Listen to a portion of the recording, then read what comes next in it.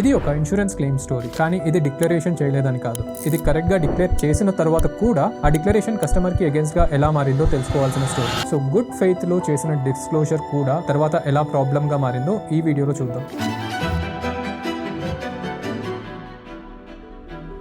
So ఈ వీడియోలో మీకు ముందు ఒక బ్యాక్గ్రౌండ్ అయితే ప్రొవైడ్ చేస్తాను. జూన్ 2024లో ఒక customer Care Supreme health insurance policy అయితే తీసుకున్నారు. ఈ పాలసీలో కవర్ అయిన వాళ్ళు customer spouse and 2 kids. And application fill చేస్తున్నప్పుడే కస్టమర్ క్లియర్ గా కొన్ని విషయాలు అయితే డిక్లేర్ చేశారు. దాంట్లో ఒకటి వాళ్ళ ఇద్దరి డాటర్స్ కి ఐసైట్ అయితే ఉంది, మయోపియా. అండ్ ఈ మయోపియా అంటే ఒక కామన్ హెల్త్ కండిషన్. అది కూడా ఐసైట్ ఉండటం చాలా కామన్ అని మనకు కూడా తెలుసు. అండ్ ఆ టైంలోనే వాళ్ళు ఆయుష్ ట్రీట్మెంట్ తీసుకుంటున్నారు. ఆయుష్ అంటే ఆయుర్వేద, యునాని, హోమియోపతి ఇలాంటి ఆల్టర్నేటివ్ ట్రీట్మెంట్స్ అయితే తీసుకుంటున్నారు వీళ్ళ మయోపియా హెల్త్ కండిషన్ కి. కానీ డిక్లేర్ చేస్తున్నప్పుడు కస్టమర్ అసంప్షన్ ఏంటి అంటే ఆల్రెడీ కండిషన్ డిక్లేర్ చేశాం కాబట్టి తీసుకుంటున్న ట్రీట్మెంట్ డిక్లేర్ చేయాల్సిన అవసరం లేదు అని. అండ్ ఈ ఆయుష్ ట్రీట్మెంట్ డిక్లేర్ చేయకుండానే పాలసీ అయితే ఇష్యూ అయిపోయింది. ఇక్కడ ఒక ఇంపార్టెంట్ విషయం ఏంటి అంటే ఇన్సూరర్ కూడా ఎప్పుడైతే పాలసీని ఇష్యూ చేశాడో మయోపియాకి ఎలాంటి వెయిటింగ్ పీరియడ్ అయితే ఇంపోజ్ చేయలేదు. అంటే దీన్ని ఒక ప్రీ ఎగ్జిస్టింగ్ కండిషన్ గా కన్సిడర్ అయితే చేయలేదు. ఈ కండిషన్స్ ని ప్రీ ఎగ్జిస్టింగ్ గా కన్సిడర్ చేయలేదు కదా, అందుకని ఎలాంటి ఎక్స్ట్రా క్వశ్చన్స్ అయితే కూడా అడగలేదు అండర్ రైటింగ్ నుంచి. సో ఎలాంటి టెలిమెడికల్ చెకప్స్ కానీ డాక్యుమెంట్స్ రిక్వెస్ట్ కానీ అయితే చేయలేదు ఇన్సూరెన్స్ కంపెనీ. సో పాలసీ అయితే నార్మల్ గా ఇష్యూ అయిపోయింది అండ్ ఫ్యామిలీ కూడా చాలా క్లియర్ గా ఉన్నారు, ఫుల్ కవరేజ్ ఉంది, ఎలాంటి వెయిటింగ్ పీరియడ్స్ లేకుండా అని. బట్ ఏప్రిల్ 2025లో అంటే పాలసీ స్టార్ట్ అయిన 1 year లో ఇద్దరు డాటర్స్ కి అయితే ఆయుష్ హాస్పిటలైజేషన్ లో అడ్మిట్ అవ్వాల్సి వచ్చింది. అది కూడా సేమ్ కండిషన్ కోసం, myopia related treatment. So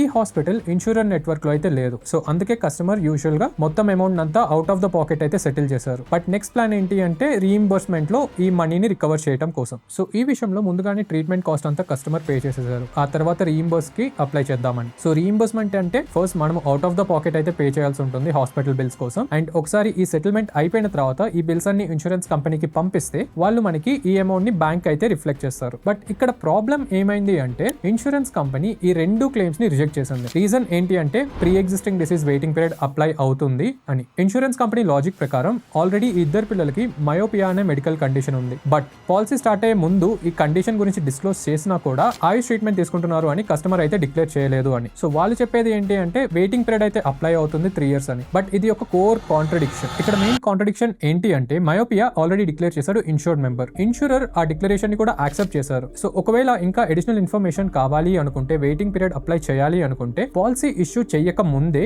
insurer అయితే డీటెయిల్స్ తీసుకోవాల్సి ఉంటుంది. సో దాని ప్రకారం వెయిటింగ్ పీరియడ్ అయితే అప్లై చేయొచ్చు. బట్ ఇక్కడ అలా చేయలేదు. అండ్ ప్రీ ఎగ్జిస్టింగ్ డిసీజ్ అని మార్క్ కూడా చేయలేదు ఈ కండిషన్స్ ని. సో పాలసీ ఇష్యూ అయినప్పుడు మయోపియాని ఒక స్టాండర్డ్ కండిషన్ గా మాత్రమే ట్రీట్ చేశారు. ఇప్పుడు క్లెయిమ్ టైమ్ లో మాత్రం అది ఒక ప్రీ ఎగ్జిస్టింగ్ డిసీజ్ అని చెప్పడం కరెక్ట్ కాదు. సో అప్పుడే డిటో క్లెయిమ్స్ టీమ్ అయితే ఇన్వాల్వ్ అయింది. ఈ స్టేజ్ లో మేము ఇన్సూరర్ దగ్గర ఉన్న మా పాయింట్ ఆఫ్ కాంటాక్ట్ ని అప్రోచ్ అయ్యాం. క్లియర్ గా మా సైడ్ ఆఫ్ ఆర్గ్యుమెంట్ అయితే ఎక్స్ప్లెయిన్ చేశాం. సో మా side story simple. Customer already condition అయితే డిక్లేర్ చేశారు. అది కూడా ఇంటెన్షనల్ గా మెడికల్ కండిషన్ ని అప్లికేషన్ లోనే పెట్టారు. బట్ ఇన్సూరర్ రెస్పాన్సిబిలిటీ ఏంటి అంటే సో మీకు రిపోర్ట్స్ కావాలన్నా ఏదైనా ఎక్స్ట్రా ఇన్ఫర్మేషన్ కావాలి అనుకున్నా మీరు అండర్ రైటింగ్ టైమ్ లోనే పాలసీ ఇష్యూన్స్ కి ముందే అడగాల్సి ఉంటుంది. సో మీరు ఇప్పుడు వచ్చి క్లెయిమ్ టైమ్ లో ఇది ప్రీ ఎగ్జిస్టింగ్ కండిషన్ అందుకనే మేము క్లెయిమ్ రిజెక్ట్ చేస్తున్నామని చెప్పడానికి లేదు. సో మా స్టాన్స్ చాలా సింపుల్. పాలసీ ఇష్యూ చేసేటప్పుడు మీరు మయోపియాని ప్రీ ఎగ్జిస్టింగ్ డిసీజ్ గా కన్సిడర్ చేయలేదు, ఎలాంటి వెయిటింగ్ పీరియడ్ అయితే ఇంపోజ్ చేయలేదు కాబట్టి ఇప్పుడు మీరు క్లెయిమ్ అయితే రిజెక్ట్ చేయలేరు అని. ఎస్పెషల్లీ కస్టమర్ సైడ్ నుంచి కూడా ఎలాంటి ఇంటెన్షనల్ నాన్ డిస్క్లోజర్ కూడా లేదు అండ్ ఎలాంటి మిస్లీడింగ్ ఇన్ఫర్మేషన్ కూడా ప్రొవైడ్ అయితే చేయలేదు. ఆల్రెడీ డిక్లేర్ చేసిన కండిషన్ కి మనము ఫాలో అప్ చేయడం ఫెయిల్ అయ్యాం కాబట్టి మీరైతే క్లెయిమ్ ని సెటిల్ చేయాల్సి ఉంటుంది అని అయితే మా ఆర్గ్యుమెంట్. సో ఫైనల్ అవుట్కమ్ ఏంటి అంటే మల్టిపుల్ రౌండ్స్ ఆఫ్ డిస్కషన్ తర్వాత ఫైనలీ ఇన్సూరర్ అయితే డిసిషన్ మార్చుకున్నారు. సో ఇద్దరు డాటర్స్ కి క్లెయిమ్ అయితే అప్రూవ్ అయింది. అప్రూవ్ అయిన అమౌంట్ కూడా 54,000 for first daughter and 54,000 for second daughter. So totally ఈ క్లెయిమ్ మొత్తం రీఇంబర్స్మెంట్ లో అయితే సెటిల్ చేశారు. సో